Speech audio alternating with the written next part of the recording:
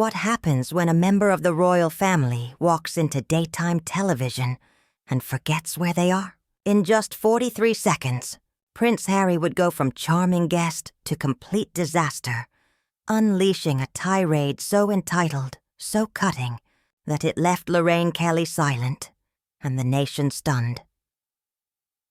The morning had begun like any other on Lorraine. The studio buzzed with quiet energy.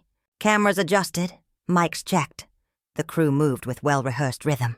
Behind her iconic desk, Lorraine reviewed her notes one last time. She'd done this thousands of times before, but something about today felt different. She smiled into the camera. "Good morning, and welcome to Lorraine," she began, her familiar warmth filling living rooms across Britain.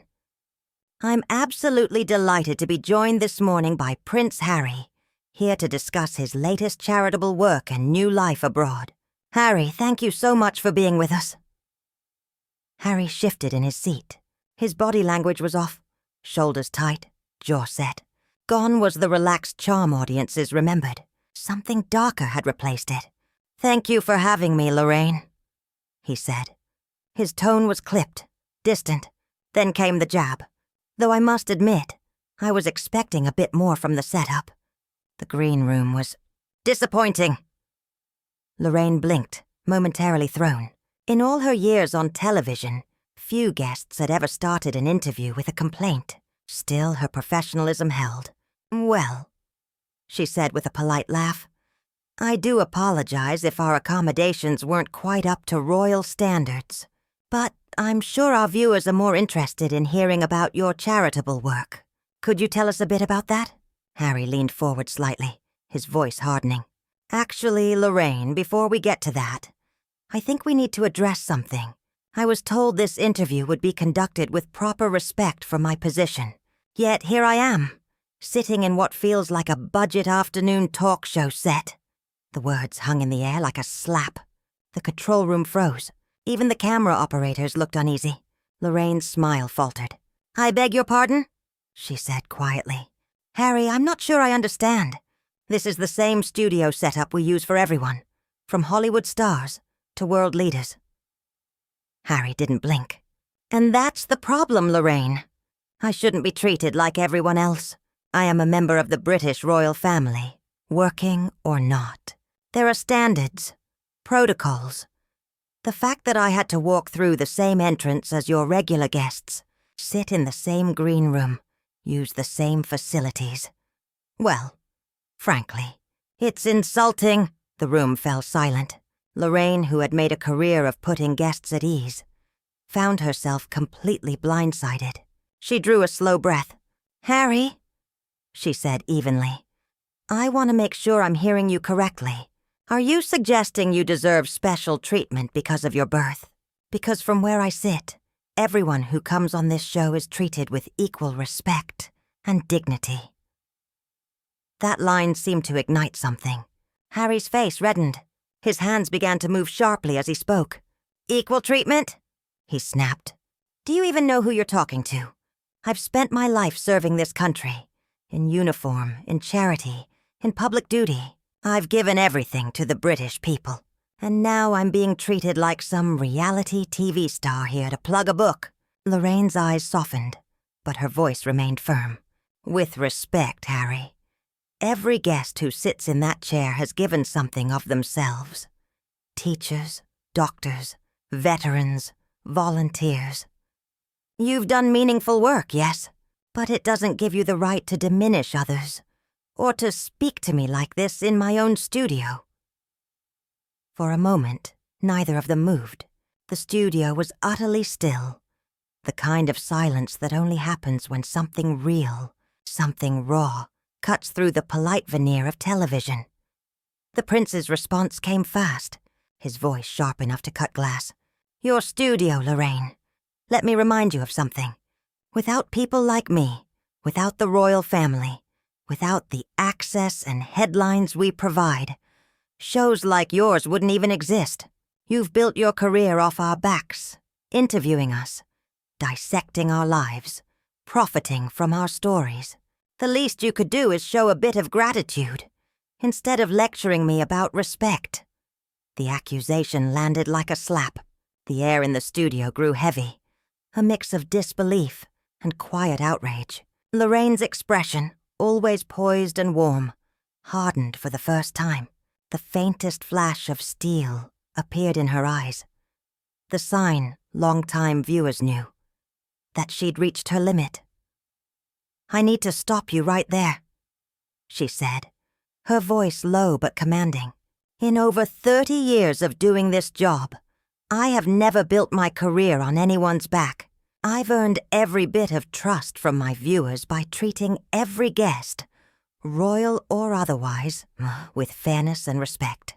And if you think showing basic decency is somehow beneath your station, then perhaps you've forgotten what true service actually means."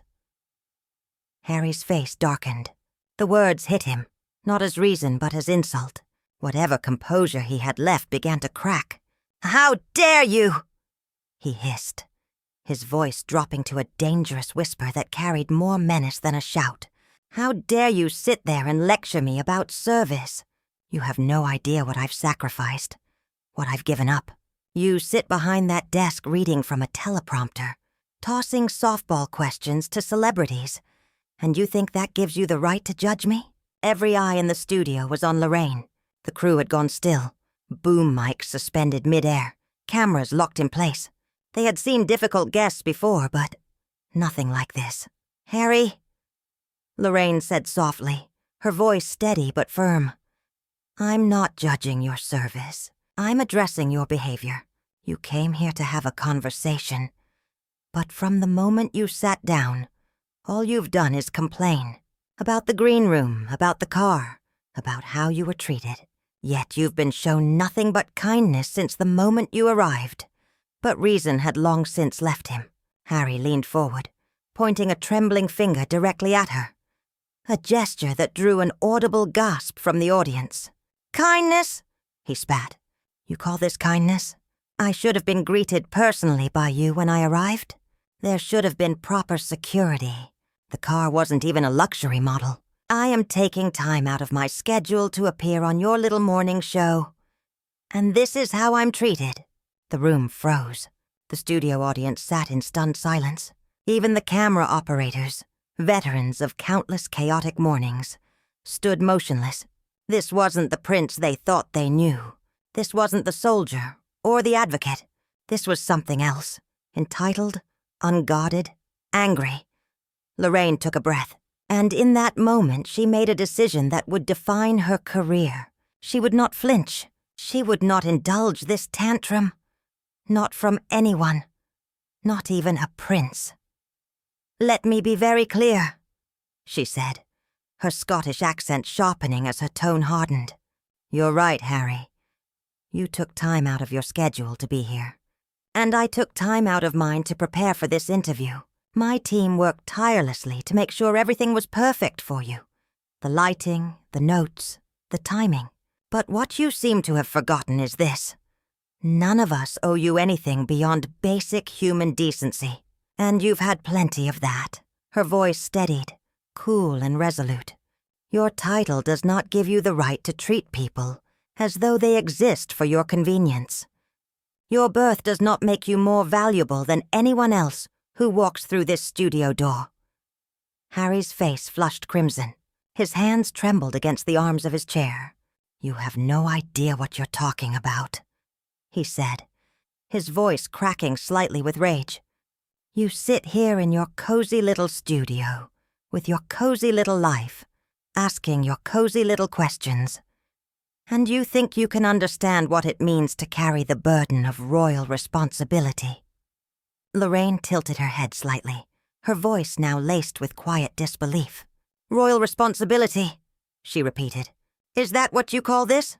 Because from where I'm sitting, it looks a lot less like duty, and a lot more like arrogance."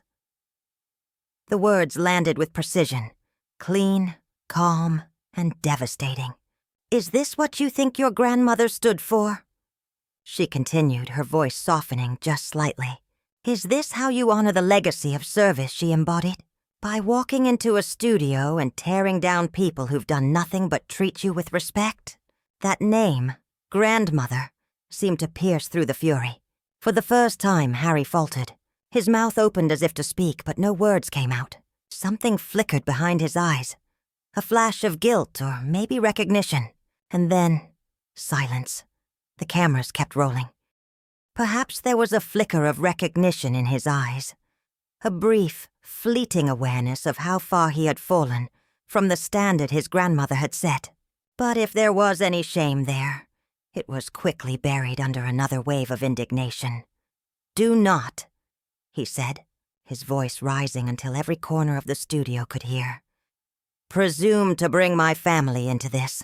You know nothing about the pressures, the expectations, the constant scrutiny that comes with being born into the royal family. Every single day of my life has been lived under a microscope, every decision analyzed, every mistake magnified, and now you sit there. Someone who's never had to deal with anything more difficult than a testy guest. And you dare to judge how I handle that pressure." Lorraine's composure, polished by decades of live broadcasting, began to crack. Not from fear, but from exhaustion, with the arrogance before her. The professional mask slipped away. What emerged wasn't the gentle morning host Britain had known for decades, but the working-class Scottish woman who had fought her way to the top of British television with grit, grace, and absolute self-respect. "You want to talk about pressure, Harry?" she said, her voice low and steady. "Let me tell you about pressure. Pressure is working your way up from local radio to national television with nothing but talent and determination to rely on. Pressure is knowing that millions of people are watching your every move, waiting for you to fail, and showing up anyway. Pressure is sitting across from guests who think their status gives them the right to treat you like dirt, and still doing your job with dignity." She leaned forward slightly, her gaze locked on his.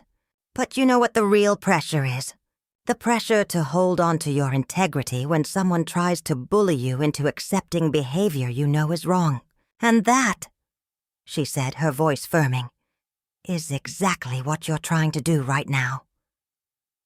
Harry shot to his feet before she even finished. His chair clattered backward across the studio floor. "That's it!" he shouted, his voice echoing off the walls.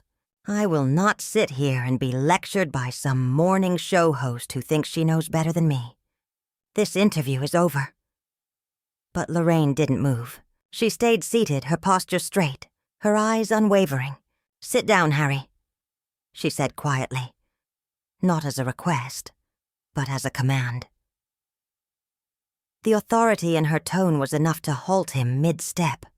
"You wanted to come on this show," she continued. "You agreed to this interview, and you're going to finish it, like an adult. Running away when someone challenges you isn't very royal, is it?" The challenge landed like a gauntlet. Harry froze, chest heaving, his face flushed with fury. The studio was silent, the kind of silence that hums with electricity. "You think you can order me around?" he finally said, his voice thick with disdain. "You think you can speak to me like I'm some common guest who has to follow your rules? I am Prince Harry of Wales. I've met presidents, prime ministers, world leaders. I've dined with royalty across the world. And you," he sneered, "a daytime television presenter from Scotland. Think you can tell me what to do?" The words cracked across the room like a whip. Several people in the audience audibly gasped, but Lorraine didn't flinch.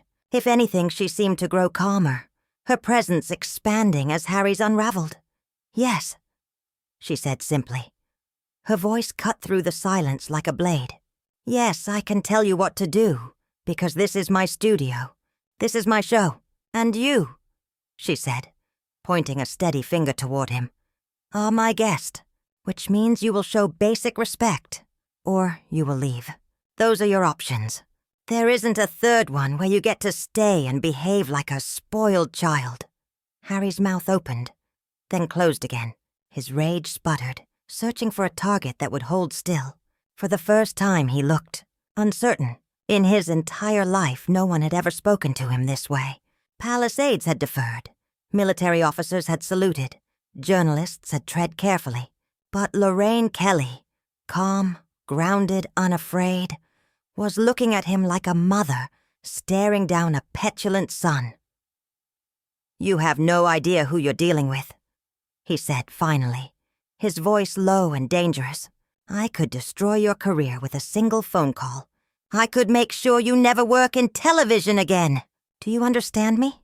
Do you understand the kind of power I still have?" The words dropped like a bomb. No one in the studio moved. Even the hum of the lights seemed to fade away. And then Lorraine laughed. Not a nervous laugh, not a shaky deflection, but a deep, genuine laugh. The kind that comes from someone who's seen too much of the world to be frightened by empty threats. "Oh, Harry," she said, wiping a tear from her eye, her tone almost pitying. "You really don't get it, do you? You think television careers are built on the approval of people like you? You think my viewers tune in every morning hoping to see me bow and scrape to entitled guests?" She leaned back slightly, her smile calm but cutting. "They don't watch because I flatter power, Harry. They watch because I tell the truth. And right now, the truth is this. The only person destroying your reputation today is you." She stood up now, matching his height, her gaze level and unwavering. "Let me explain something to you about power, Harry. Real power." Her voice was calm, too calm. The kind of stillness that made even the studio lights seem to hesitate. Real power isn't inherited. It's not handed to you because of who your parents were. Real power is earned, through respect, through treating people with dignity, through building relationships based on trust, not titles. Harry opened his mouth to interrupt, but Lorraine simply raised a hand. The gesture was simple, unhurried, yet it silenced him more effectively than any royal decree ever could. "You want to know what real power looks like?" she continued, her voice gathering quiet force. "It's sitting in that chair every morning and connecting with ordinary people who are facing extraordinary challenges. It's giving a voice to those who usually go unheard. It's building a career on integrity and authenticity, not on accidents of birth." She stepped closer. Despite the inches of height between them, he seemed to shrink. "And you know what the most powerful thing of all is, Harry?" she asked softly. "The power to look someone in the eye, someone trying to bully or intimidate you, and tell them the truth without fear or hesitation." Harry's face drained of color. When he finally spoke, his voice trembled with fury barely contained. "How dare you speak to me like this? How dare you stand there and lecture me about power and respect when you're nothing more than a provincial TV host who got lucky? You'll regret this, Lorraine. I promise you, you'll regret every word." But Lorraine was beyond fear. 30 years of restraint, diplomacy, and composure had built this moment, and she wasn't going to waste it. "The only thing I regret," she said quietly, "is that it took this long for someone to tell you the truth about yourself." She took a step closer. "You came in here expecting to be treated like royalty, but you've behaved like anything but. You've been rude, entitled, and dismissive. You've insulted me, my team, and this show, and now you're threatening me. Because I had the audacity to expect you to act like a decent human being." She turned to her desk, pressed the small button that every guest knew by sound alone. "Security. Security will escort you out now," she said with devastating calm. "This interview is over, not because you said so, but because I am ending it. You are no longer welcome on this program, and after this display, I suspect you won't be welcome on many others either." For a long moment he just stood there, stunned, blinking, as though reality itself had turned on him. The crew averted their eyes. The cameras kept rolling. Lorraine remained still, the quiet dignity of her posture radiating more authority than any crown. When security arrived, Harry didn't resist, but as they led him toward the exit, he turned back one last time, his voice echoing across the silent studio. "This is not over, Lorraine. he hissed. "You have no idea what you've just done." Lorraine watched him go, then turned back to camera, her composure sliding back into place like armor. "Well," she said with a faint, almost amused smile, "that certainly wasn't what we had planned for this morning. But sometimes these things happen in live television." She straightened her papers, the tension in the room breaking just slightly. "We'll be right back after this break," she continued smoothly, "with a lovely segment about community gardens in Yorkshire." And with that, she sat down, adjusted her microphone, and prepared to carry on, as if she hadn't just made television history,